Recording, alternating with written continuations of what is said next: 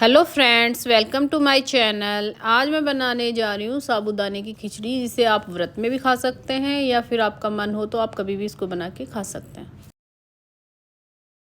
सबसे पहले मैं यहाँ पे मूंगफली भूनने का काम करूँगी, जिसके लिए मैंने फ्राई पैन में घी ले लिया है 1.5 चम्मच और मूँगफली मैंने 3 से 4 चम्मच ली है।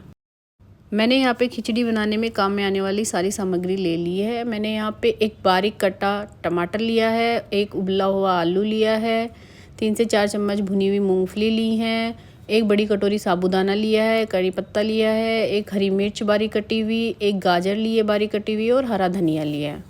साबूदाने को मैंने रात में ही भिगो दिया था।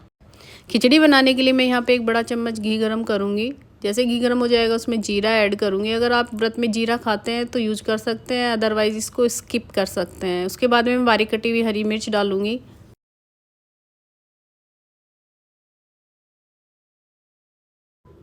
अब मैं इसमें गाजर ऐड करूँगी।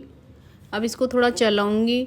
अगर आप आलू कच्चा यूज कर रहे हैं तो गाजर के साथ ही आप आलू को भी पका सकते हैं, और उबला हुआ कर रहे हैं तो आपको उसको बाद में ऐड करना है।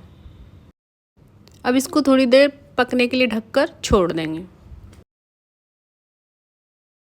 जैसे ही ये पककर तैयार हो जाएगी, अब मैं इसमें करी लीव्स ऐड कर दूंगी। करी लीव्स ऐड करने से खिचड़ी बहुत ही स्वादिष्ट बनती है। अब मैं इसमें टमाटर ऐड करूंगी। अगर आप व्रत में टमाटर नहीं खाते हैं तो इसकी जगह आप 1 चम्मच नींबू का रस यूज कर सकते हैं। अब मैं यहाँ पे टमाटर को अच्छे से पकाऊंगी, जिससे कि टमाटर के अंदर जितना भी पानी है वो जल जाए और मेरी खिचड़ी चिपचिपी ना बने। अब मैं इसमें उबला हुआ आलू ऐड करूँगी। अब इन सबको अच्छे से मिक्स करूँगी और थोड़ी देर इनको पकाऊँगी।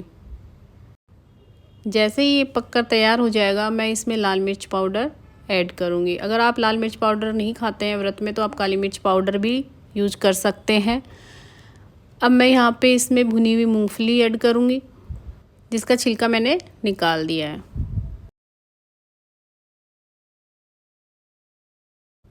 अब मैं इसमें साबूदाना ऐड करूँगी और आधा चम्मच मैं यहाँ पे सेंधा नमक ले रही हूँ, वो ऐड करूँगी। अब मैं साबूदाने को जब तक पकाती रहूँगी जब तक ये पककर पूरा ट्रांसपेरेंट ना हो जाए। जैसे ही ये ट्रांसपेरेंट होगा, इसका मतलब ये खिचड़ी बनकर हमारी तैयार हो गई है। जैसा कि आप देख रहे हैं, मेरी खिचड़ी पककर तैयार हो गई है और इसका कलर भी चेंज हो गया है। अब मैं इसमें बारीक कटा हुआ हरा धनिया ऐड करूँगी। अब मैं गैस की फ्लेम को बंद कर दूँगी और इसको सर्व करूँगी। यह खिचड़ी स्वादिष्ट होने के साथ साथ हेल्दी भी है, इसलिए आप इसको कभी भी खा सकते हैं। अगर आपको मेरी ये रेसिपी पसंद आती है तो आप मेरे चैनल को सब्सक्राइब कीजिए, लाइक कीजिए और शेयर कीजिए।